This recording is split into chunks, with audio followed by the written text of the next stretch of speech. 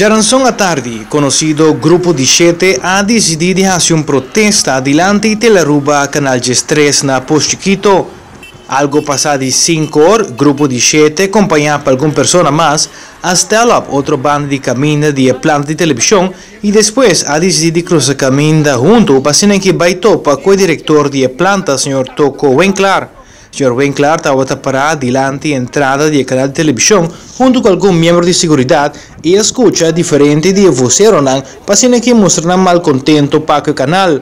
Algum dia mensagem que não estava atento que o canal estava usado para o governo para que portar para turcos malos que o governo atual está assim.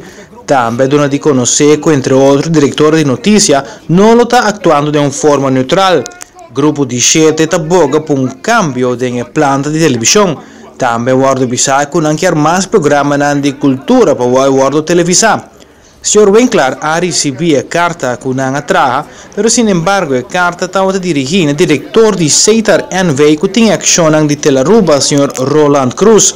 Aqui, Sr. Toco Winkler agradeceu ao Grupo di Sete para que apresentar malcontento e elosado de dar a carta ao Sr. Roland Cruz.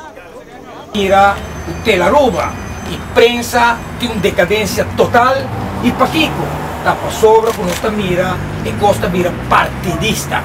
Partidista não somente de nos votos. Não sabia crescer. Você escolheu. Manifesto